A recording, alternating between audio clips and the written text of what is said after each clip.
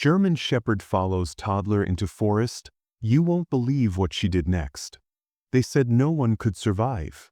They said she should walk away. But one little girl refused to give up, and what she did next turned her into a symbol of hope for thousands. This isn't just another feel-good story. This is the story. Like, share, and tell us where you're from. You won't forget this. The morning had the kind of quiet that seemed almost deliberate, as if the world was holding its breath before letting the day begin. Early autumn had painted the trees in strokes of amber and rust, their leaves drifting down in lazy spirals. A thin veil of mist clung to the forest edge, softening the jagged line where the wild met the tidy lawn. In the golden light, it looked both beautiful and uncertain, like a painting you couldn't decide was warm or dangerous. 4-year-old Sophie was in the middle of it all, her small frame bundled in a blue sweater, her legs ending in bright yellow rain boots that splashed noiselessly through damp grass. Her laughter came in little bursts as she tried to catch falling leaves midair, tipping her head back so far that her blonde curls brushed her shoulders. She didn't notice the damp chill in the air or the way the mist seemed to curl closer when the wind shifted. From the porch, Max watched her. The German Shepherd's paws were tucked under his chest, his gaze steady, ears half forward. He had been Sophie's shadow since she could walk, her silent sentinel during backyard adventures, the gentle nudge when she wandered too close to the fence. His tail thumped once when Sophie caught a particularly large leaf, holding it up like a trophy before letting it spin away again. That's when it happened, so soft at first, it could have been mistaken for the wind brushing through dry branches. Sophie froze mid-step. Her head tilted. There it was again, faint but sharper this time, threading through the mist from somewhere beyond the tree line. It wasn't the whistle of a bird or the scurry of a squirrel. It was different, a muffled cry. Or maybe a rustle paired with something else, something that didn't belong to the usual forest sounds. She took a small step toward the fence, curiosity lighting her face. Max's ears pricked fully now, his head lifting. He made a low sound in his throat, not a bark, but a quiet note of awareness. Sophie didn't notice. She was already at the edge of the yard, peering into the pale haze where the first row of trees stood like sentinels. The sound came again, just enough to tug her forward. She set one yellow boot on the carpet of leaves beyond the grass, then another, her small hand brushing the rough bark of the nearest oak.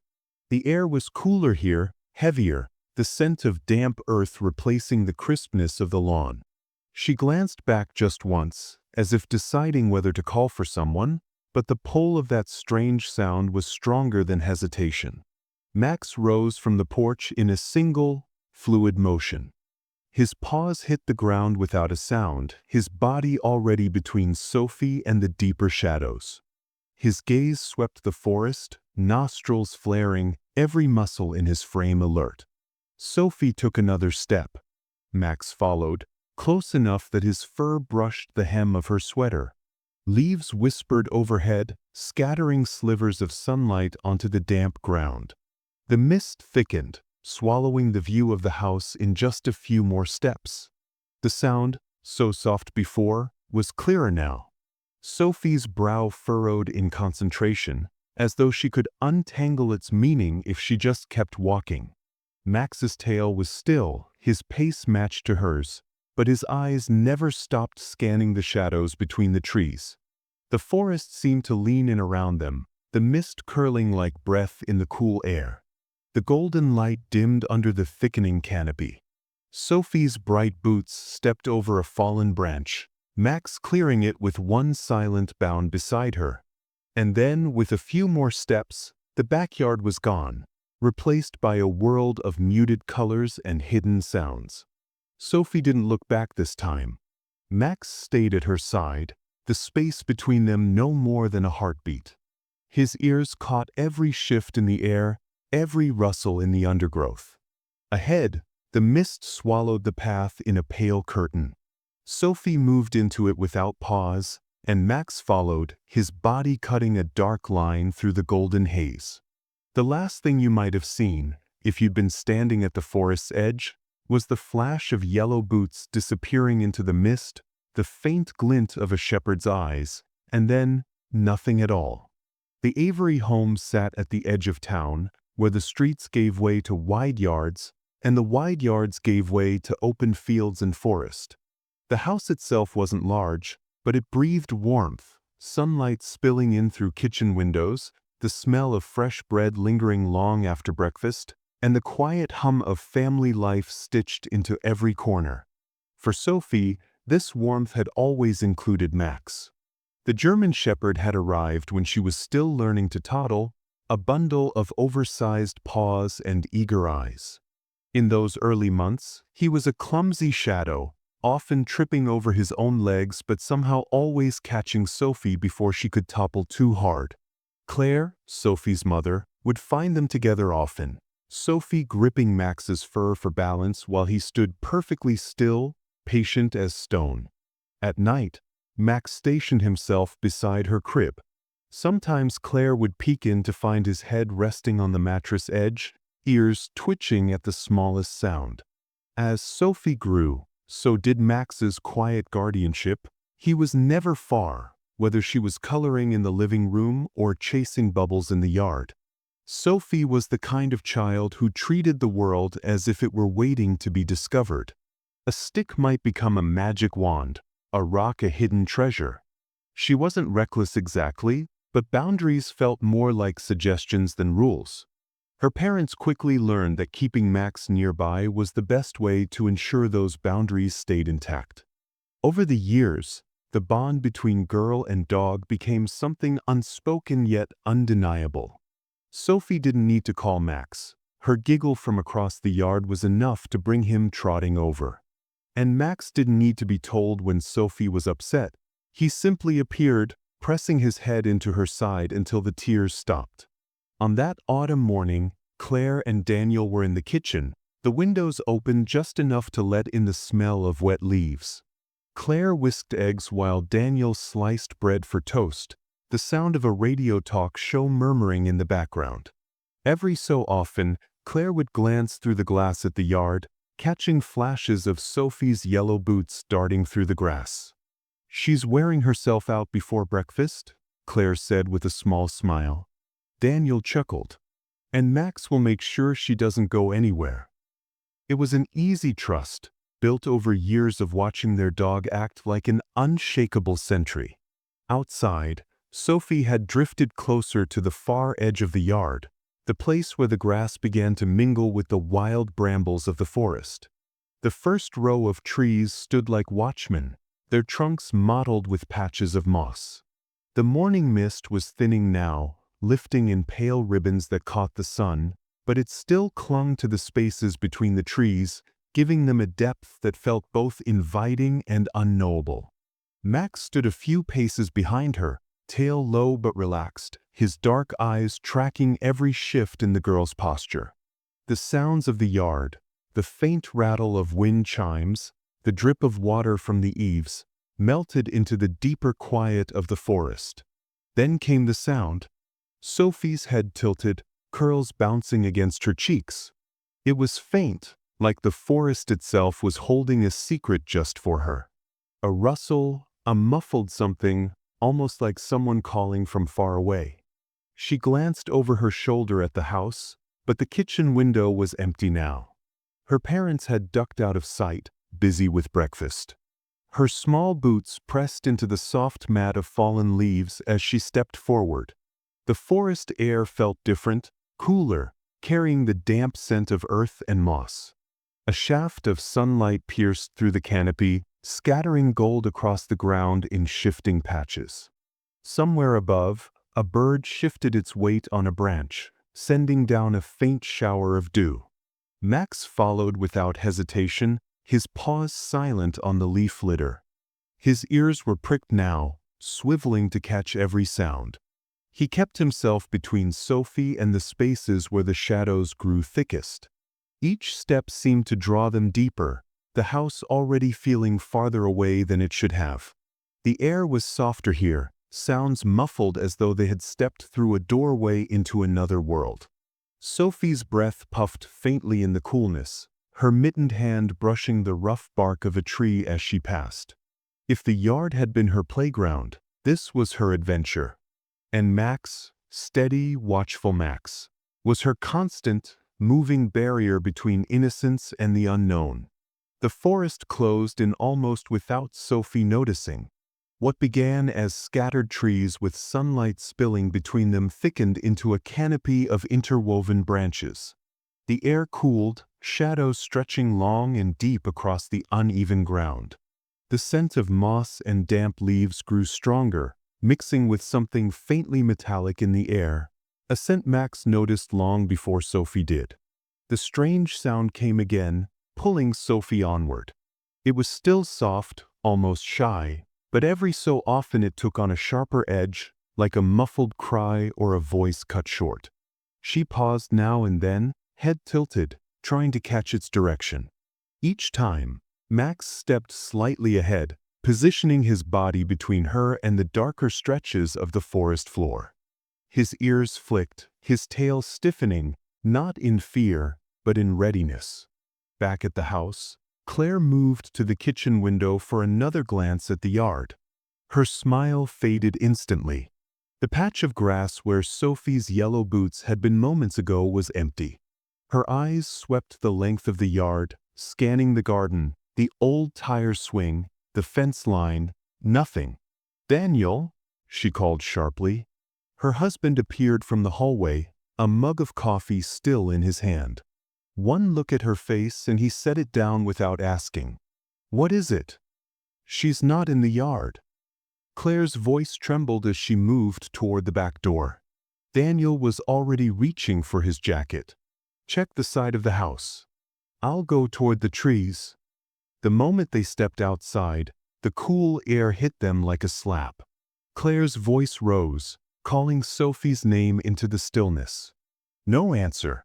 Only the faint whisper of wind through the branches at the forest's edge. Deeper inside that forest, Sophie was picking her way over a tangle of exposed roots, her boots slipping on damp leaves. The sound had grown more distinct now, an occasional whimper layered with rustling. She didn't know what it was, but something in her small heart told her it needed help. Her foot caught on a root, and she pitched forward with a startled gasp. Max moved instantly, pressing his shoulder into her side before she could hit the ground. She grabbed onto his fur for balance, her mittened hands burying in the thick ruff of his neck. "Thanks, Max," she whispered, straightening again. Max gave a short huff, his amber eyes scanning the trees ahead. He nudged her gently forward, though his pace was slower now, measured, as if every step was a decision. Back at the house, Daniel moved quickly along the edge of the property, calling for Sophie. Claire circled to the front yard, checking the driveway, the porch, even the neighbor's fence. When they met again at the back, their expressions told the same story. She wasn't there. Claire's voice tightened. "She's in the woods." Daniel didn't argue. He grabbed the old flashlight from the porch and slipped it into his coat pocket. "I'll go after her. You stay here and call the neighbors. Get a few people to help." In minutes, a small search party was forming. 2 neighbors pulling on boots, 1 man from down the street jogging over with a walkie-talkie in hand. Claire's phone was pressed to her ear as she gave a hurried description to the dispatcher. Meanwhile, Sophie and Max had gone deeper still. The sunlight that reached the forest floor now came in narrow shafts, broken into fragments by the dense canopy. It painted the ground in pieces of gold that Sophie hopped between like stepping stones. Max's paws moved silently beside her, his nose twitching at scents only he could understand. The sound came again, closer now. Sophie froze, her eyes wide as she turned her head toward a patch of dense undergrowth. Max stepped ahead, his muscles tense, tail level, ears forward. He glanced back at her once, and something in his steady gaze made her feel braver. They moved together, the world around them growing quieter except for the crunch of leaves underfoot and the rhythmic sound of her breathing. Somewhere behind them, faint and far away, a voice called her name. Sophie didn't answer, not because she didn't hear, but because in her small mind, the sound in the forest still mattered more. Max's pace slowed, his body lowering slightly as he stepped into the deeper shadow. Sophie followed close, her yellow boots bright against the dark earth. And somewhere in the distance, the search party was stepping into the woods too, their own voices echoing between the trees, drawing closer with each passing minute. The forest floor dipped gently into a hollow where the trees thinned, letting in streaks of sunlight through a veil of drifting mist.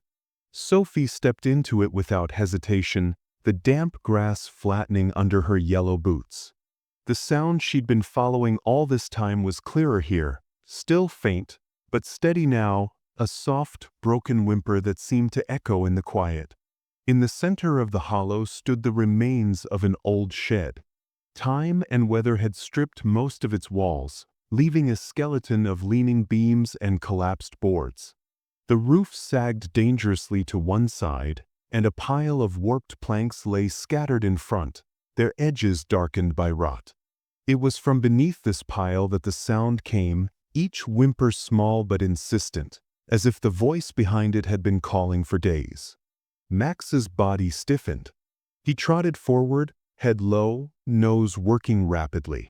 He circled the pile once, then stopped at one end and began scratching furiously at the damp wood. A sharp whine burst from his throat, louder and more urgent than any sound he'd made since leaving the yard. Sophie hurried to his side, her little hands brushing the edge of the top plank. "What is it, Max?" she asked, her voice barely above a whisper, as if the forest might hear and hush her. Max stepped back just enough for her to kneel. She pressed her cheek near the gap between two boards, peering into the dimness beneath. At first she saw only shadow and damp earth, then a flicker of movement. A small shape shifted, and two wide eyes caught the light, their amber-green hue shining with fear and exhaustion. "Oh," Sophie breathed. "It's okay. Don't be scared." The animal, small enough to fit in her arms, didn't move closer, but its trembling grew visible in the faint light. Sophie tilted her head, speaking in the same gentle tone she used when Max woke from bad dreams. "We'll help you. I promise." Far away, muffled by the trees, voices called her name. Sophie froze for a moment, listening. The sound of her parents' calling was distant, scattered by the forest, but Max's ears flicked toward it. He gave a single sharp bark, deep and resonant enough to slice through the mist. He waited a heartbeat, then barked again, louder this time. The eyes beneath the boards flinched at the sound, and Sophie leaned closer. "Shoo, it's okay. That's just Max. He's nice." The voices were closer now. Sophie could pick out her father's deeper tone, urgent and fast. Max barked again, then moved to stand over Sophie, his gaze fixed on the path they'd come from. Moments later, Daniel emerged from between two maples, breath visible in the cold air, his eyes going wide as he saw his daughter kneeling beside the collapsed boards. "Sophie!" His voice cracked with relief and something sharper. He strode forward, dropping to one knee beside her. "Are you okay?" "What?" Then he heard it. The small, desperate whimper from beneath the wood. Sophie pointed quickly. "It's stuck. We have to help it." Daniel leaned down, peering into the shadows until the frightened eyes met his. "Well, I'll be," he murmured. He took in the dampness around the planks, the way the earth had sunken slightly, like the boards had been here for a long time. Max shifted aside but stayed close, his gaze following every movement. Daniel glanced around, then braced his hands on the top board. "These are wet and heavy," he said, more to himself than to Sophie.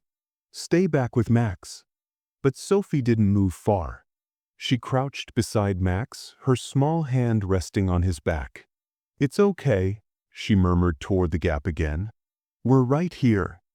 Daniel grunted as he shifted the first plank, the damp wood groaning in protest. Beneath, a faint rustle came from the trapped space, followed by a tentative shuffle forward. The animal's head emerged just enough for the sunlight to catch the fur, soft red gold, tipped in white at the muzzle. It was a fox pup, thin and trembling, one of its back legs awkwardly twisted in a loop of old wire. The injury wasn't fresh, but the fur around it was matted and raw. Daniel's breath tightened. Poor thing's been here a while. He set the plank aside and moved the next one, clearing enough space to reach in carefully. The fox didn't try to bite, just watched with wide, exhausted eyes as he freed its leg from the tangle of wire. "There we go," Daniel said softly. He lifted the pup into his arms, cradling it against his coat to share his warmth. The fox's small body was startlingly light, its breathing quick and shallow.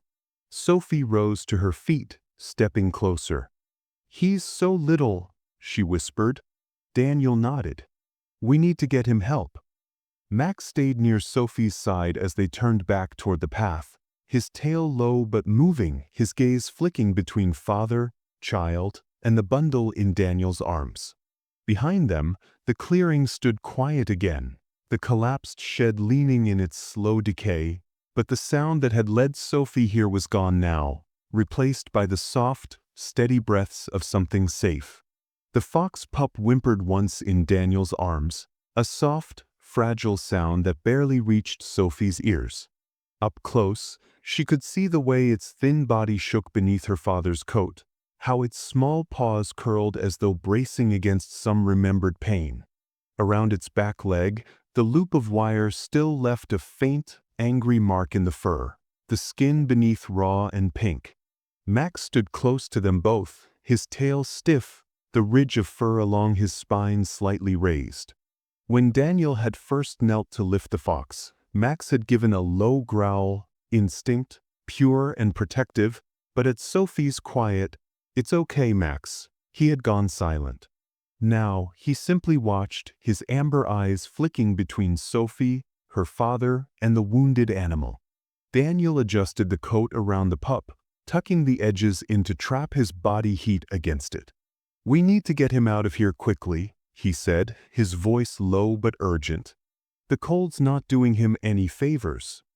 Sophie nodded, stepping closer until she was walking almost shoulder to shoulder with her father. Max took the lead without being asked, his paws making little sound on the forest floor. Every few steps, he'd stop, glance over his shoulder, and wait until Sophie's boots caught up before moving on again. The forest seemed quieter now, the earlier whispers of wind stilled as if the trees themselves were watching their passage. The mist clung to the air in faint ribbons, catching in Sophie's hair and dampening her mittens. She didn't notice. Her eyes were on the bundle in her father's arms, her small face drawn in uncharacteristic seriousness. As they neared the forest's edge, the muffled sounds of human voices grew clearer. There was a sharper tone now, someone giving instructions, others responding quickly. Then, as they stepped between the last two oaks, Sophie saw them, a half-circle of neighbors and two uniformed officers waiting in the open yard. Claire broke from the group the instant she saw them. "Sophie," she called, her voice cracking as she sprinted forward. She dropped to her knees in the damp grass, pulling her daughter into her arms. "Oh, sweetheart." Her hands moved over Sophie's hair, her coat as if making sure she was all there. Sophie hugged her back tightly, then leaned aside just enough to point toward the bundle in Daniel's arms. "We have to help him, Mommy. He was stuck." Claire's gaze softened at the sight of the tiny creature, her voice lowering instinctively. "Oh, you poor thing." She looked at Daniel, and he nodded once toward the waiting police car. One of the officers stepped forward, speaking quietly. "Wildlife rescue is on the way. We'll meet them at the station, vets already prepping." Daniel moved carefully toward the car, the fox's small head peeking from beneath his coat. Sophie started after him, but Max stepped in close, pressing his side against her leg. His presence was grounding, a steady weight in the rush of voices and movement. At the open car door, Daniel passed the bundle to an officer who cradled it with surprising gentleness. "Handle him easy," Daniel said, though his tone was more habit than doubt. "He's been through enough." The door closed, and the engine started, the car pulling slowly down the road. Sophie stood still, watching until it disappeared around the bend. Her small shoulders rose and fell in a sigh. "Will they fix him?" she asked quietly. Claire knelt again, brushing a strand of hair from her daughter's cheek. "They'll do everything they can. And now he has a chance, because you found him."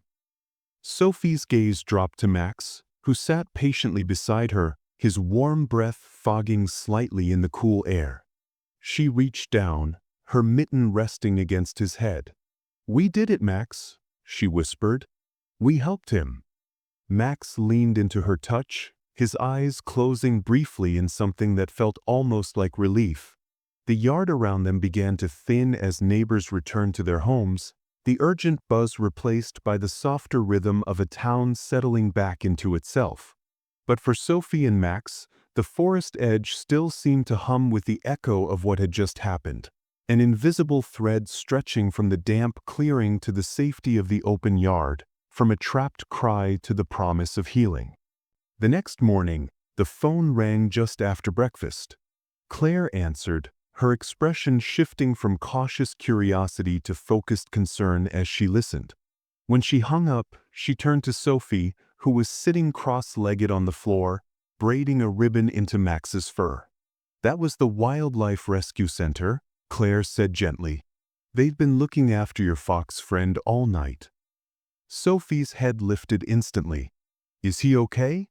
Claire's smile was small but real. "He's going to be okay. The vet says he was caught for days, maybe even a week. That wire around his leg, it wasn't an accident. They think it was part of a trap someone set in the forest." Daniel's jaw tightened as he stepped into the room. "They also said the police found signs of more traps deeper in. They're going back out to clear them." Sophie's brows knit together, her small voice barely above a whisper. "That's mean." Max gave a low, almost approving huff, as if echoing her disapproval. 2 days later, Sophie got her wish to see the fox again. The rescue center smelled faintly of hay and antiseptic, the air warm despite the chill outside. Rows of pens lined the walls, each one housing an animal in various stages of recovery. A hawk with a bandaged wing, a raccoon curled in a fleece blanket, a young deer with a splint on its front leg. A volunteer led them to the far end, where the fox pup lay on a thick bed of straw. His leg was neatly wrapped, his eyes brighter now, though they still held the cautious wariness of the wild. When he saw Sophie, his ears twitched forward. She knelt beside the pen, resting her hands lightly against the wire. "Hi, little guy," she murmured. "You look better." Max stood just behind her, his head lowered as he sniffed the air. He didn't bark or growl, just watched, his gaze moving between Sophie and the fox with something that looked a lot like quiet approval. The volunteer explained that the fox would stay until his leg was fully healed, then be released back into a safe area far from traps. Sophie nodded solemnly, but her eyes drifted to the other animals. She moved slowly down the row, stopping at each pen to read the little cards describing how the animal had arrived. "This one," she said softly, pausing at a pen where a young rabbit lay curled in a towel. "He got caught too?" "Yes," the volunteer said. "We think in a different trap, but just as dangerous." By the time Sophie reached the last pen, something had settled in her small heart, a kind of understanding that not all cries for help sound the same, and not all dangers can be seen right away. When they got home, she asked if they could tell everybody about the traps. Claire and Daniel agreed, and within days, a post on the town's community board had turned into a movement. Neighbors organized groups to comb through the forest and remove hidden snares. The local hardware store donated gloves and wire cutters. The school started a Supplies for Wildlife drive, collecting blankets, food, and medical items for the rescue center. Through it all, Max stayed close to Sophie, his quiet presence a constant reminder of that day in the forest. He followed her to the donation bin at the grocery store, waited patiently as she drew crayon pictures of the fox to hand out at school, and sat beside her when she told their story to anyone who would listen. One afternoon, they returned to the rescue center with a car full of donations. As Sophie carried in a bag of fleece blankets, she paused beside a pen holding a tiny gray kitten, its front paw wrapped in a neat bandage. The kitten mewed, pressing its small head against the bars. Sophie set the bag down and reached in gently, stroking the soft fur between its ears. Max stood beside her, watching silently. In the kitten's trusting lean into her hand, he must have recognized something, the same careful, gentle touch Sophie had given him when he was a clumsy puppy, the same patience she'd shown to a frightened fox in the damp shadows of the forest. And in that moment, it felt like the circle had closed, one act of kindness leading to another, the echoes of it stretching farther than either girl or dog could see. The day of the release was bright but cool, the kind of early winter morning where the sky felt wider, the air cleaner. Sophie stood bundled in her blue sweater and a new pair of mittens, her eyes fixed on the small carrier in the back of the wildlife rescue truck. Max sat beside her, his gaze steady, his tail brushing slowly against the ground. The fox pup had changed in the weeks since she'd first seen him. His coat was thick now, glowing in the sunlight, and his movements carried a quiet strength. The bandage was gone from his leg, replaced by a faint scar hidden beneath fur. The rescue worker knelt to open the carrier door. The fox stepped out cautiously, nose twitching at the sense of the open field. For a heartbeat, he looked back, eyes locking with Sophie's, before slipping into the tall grass and vanishing toward the tree line. Sophie's breath came out in a small sigh, not quite sadness, not quite joy, something in between. She felt Max lean against her leg, and she reached down to rest her mittened hand on his head. "He's okay now," she whispered. Back at home, the yard was just as it had always been, golden leaves scattered like coins, the tire swing moving in the faint breeze. Sophie kicked off her boots and ran across the grass, Max trotting at her side.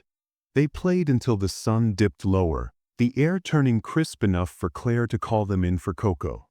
From the kitchen window, Claire and Daniel watched them together.